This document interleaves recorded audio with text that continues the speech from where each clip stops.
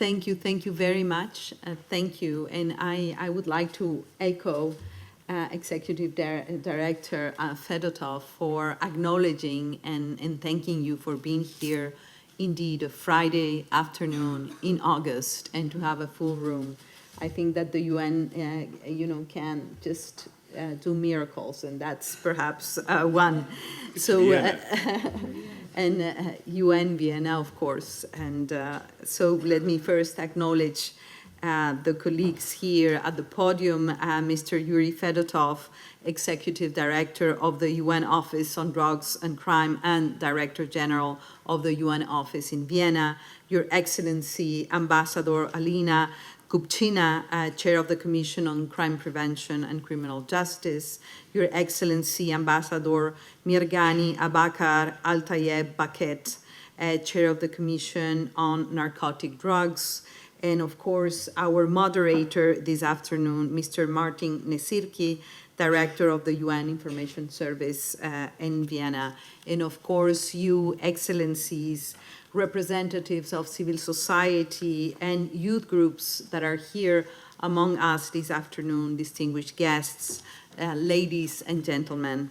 It is indeed a great pleasure and an honor to join you for this very special event to mark the 40th anniversary of the Vienna International Center on this very day, the 23rd of August, and to discuss the vital contributions of the Vienna Commissions to the implementation of the 2030 Agenda for Sustainable Development. I am so grateful to Director General Fedotov for the invitation, and also, of course, to the CND and the CCPCJ for co-hosting this event in cooperation with UNODC and UNICE, and to the government of Austria for facilitating my visit to this beautiful city, which seems to have as many desserts as it has diplomats, I have to say. For 4 decades now, Vienna has hosted one of the UN's 4 headquarters, building on its centuries-old history as a capital of diplomacy, its role as a bridge builder between East and West, and its own journey of reflection and renewal following the Second World War. This journey was still very fresh in the 1950s and the 60s, when the Austrian government invited the International Atomic Energy Agency and the United Nations Industrial Development Organization to establish their headquarters here, with the Cold War in full swing. And here, I would like to take a moment to express again my sincere condolences to the family, friends, and colleagues of Yukiya Amano, the late Director General of the IAEA, who died just last month. He will be remembered for his principled leadership and sound judgment, for his handling of international response to the Fukushima Daiichi nuclear accident, and for increasing international confidence in IAEA nuclear safeguards. From my side, I will remember him, and I had the privilege to meet him several times in different capacity.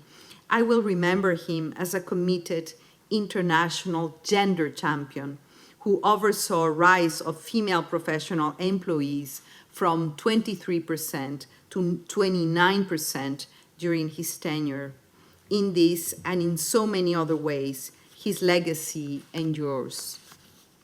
Dear friends, when the Vienna International Center opened in 1979, it was a year marked by significant political upheaval around the world, by fear of nuclear and terrorist attacks, and by the worst oil spill the world has seen to date. But it was also a year of progress. The SALT II agreement was signed in Vienna.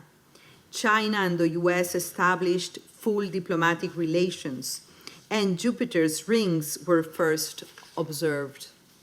Since then, the city has played a crucial role in many achievements of the multilateral system, from the creation of the Comprehensive Nuclear Test Ban Treaty to the role of UNIDO in supporting South-South cooperation. It has been a home for intergovernmental discussions on nuclear issues. It has provided platforms for cooperation in fields such as outer space and business law. It has established bodies to support member states in addressing threats posed by drugs, by crime and corruption, by trafficking and terrorism. And the results? 40 years ago, few people would have thought that the number of nuclear-armed states would be limited to single digits. And even fewer, if any, would have imagined the need for cooperation to tackle cybercrime. Excellencies and friends, much of the work undertaken in Vienna is specialist, showcasing the UN's ability to harness expertise from across the world. But it is certainly not niche. It is essential for achieving our shared vision of more peaceful, just, and sustainable societies.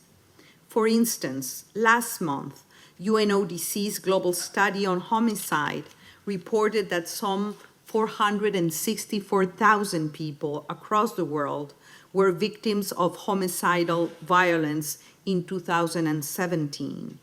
More than 5 times the number killed in armed conflict over the same period, and more than the total deaths caused by conflict and terrorism combined.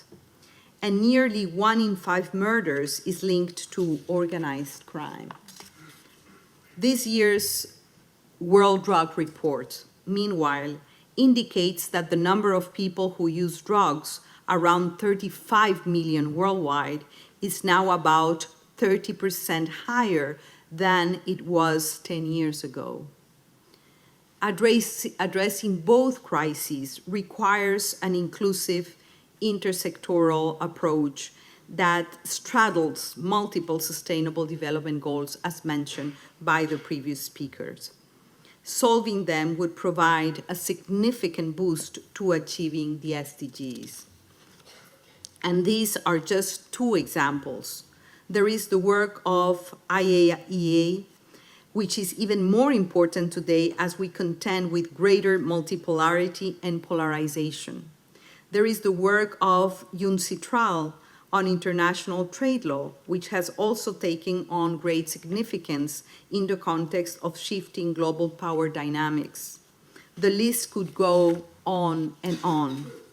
Earlier today, I was grateful to have the opportunity to meet with Director General Fedotov to discuss how we can foster greater coherence between work done in the 4 UN headquarter locations and between the work undertaken here and global efforts to realize the Sustainable Development Goals. One route, of course, is through the UN General Assembly. That is our parliament. As the most democratic and representative principal organ of the United Nations, the Assembly is uniquely positioned to provide political leadership, to galvanize action, including through its 3rd and 6th committees, which discuss crime, drugs, and related issues, and to adopt a holistic approach to achieving the 2030 Agenda. At the same time, its decisions must be supported by sound evidence and advice from experts and other stakeholders. This is something I have advocated in almost every major speech and put into practice in events I have organized. And the work of the Vienna Commissions has informed the priorities set out for the 73rd session of the General Assembly, from statistics on trafficking in relation to the Assembly's focus on migrants and refugees, to the impact of drugs on mental and physical disabilities, to give just 2 examples. I very much hope that these links, this collaboration, can be deepened as we enter the decade for delivery of the SDGs. I am extremely grateful for UNODC's role as a custodian in cooperation with other UN entities for 15 SDGs indicators relating the goal 3, 5, 11, 15, and 16, covering violence and crime prevention, trafficking and organized crime, justice, the rule of law and corruption, as well as drug treatment. I also commend UNODC for its consistent efforts to build strong partnerships with other UN agencies, international and regional organizations, and civil society. We will not achieve the 2030 Agenda unless we dramatically scale up partnerships at the global, regional, sub-regional, and country levels. I must also recognize the crucial work of the Commission on Narcotic Drugs, including in follow-up to the 2016 General Assembly special session that was just mentioned. At the 62nd session of the CND in March, ministers adopted a wide-ranging declaration covering issues from HIV to money laundering, all of which are interlinked with the SDGs. Similarly, the work of the Commission on Crime Prevention and Criminal Justice in advancing justice and fostering resilient institutions. This is essential, not just to the achievement of Goal 16, but to the whole of the 2030 Agenda. I welcome the upcoming 14th Crime Congress in Kyoto next year and its focus on advancing crime prevention, criminal justice, and the rule of law towards achieving the Sustainable Development Goals. Dear friends, as we move through this turbulent period for the world, it is essential that we harness the strengths and expertise of every part of the UN system. The UN family in Vienna must be at the heart of the international community's response to the challenges we face, and at the center of efforts to achieve the future we want and need. It is therefore clear that the best way to respond to global challenges is through a strong and efficient multilateral system with the UN as its beating heart.